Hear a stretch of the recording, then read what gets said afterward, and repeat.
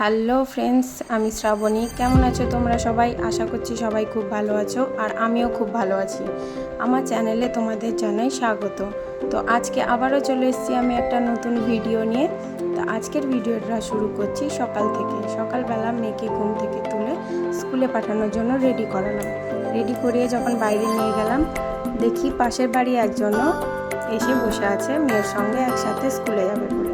তো মেয়ের পাপা মেয়েকে স্কুলে ছেড়ে দিয়ে এলো, তারপর সে কাজে যাওয়ার জন্য রেডি হলো। তো আমি তাকে একটু ছাতুর শরবত করে দিলাম, সে ছাতুটা খেয়ে কাজে বেরিয়ে গেল। অ্যাকচুয়ালি আমি আছি আমার বাবার বাড়িতে, বাবা মা এসেছে। তো বাবা মা এখানে সবসময় থাকে না, বাবা মা থাকে কলকাতায়। তো বাবা মা যখনই এখানে আসে আমি এসে এখানে কয়েকদিন থাকি ওদের সাথে।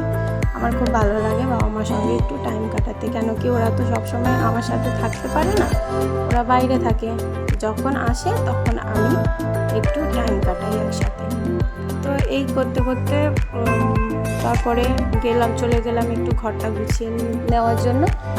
তো বিছনাগুলো একটু গুছিয়ে, জামা কাপড় কটা পড়েছিল সেগুলো একটু গুছিয়ে রেখে ঘরটার একটু ভালো করে গুছিয়ে দিয়ে তারপরে আমি একটু চা খেলাম। তো চা খেতে খেতে যখন বাইরে বেরিয়ে দেখি মাছবেলা এসছে, বাবা একটু বলছিল কিছু মাছ নেবে কিনা। তো দেখতে গেলাম, দেখলাম তেমন ভালো মাছ নেই।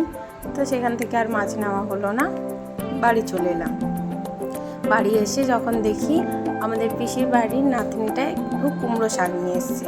তো ঠাকুমার আমি মিলে সেই কুমড়ো শাকটা বানিয়ে নিলাম।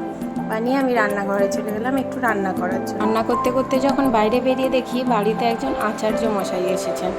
তো আচার্য মশাই কী বললেন না বললেন সেটা শেয়ার করবো নেক্সট ভিডিওতে। ততক্ষণের জন্য টাটা বন্ধুরা, তোমরা সবাই খুব ভালো থাকো।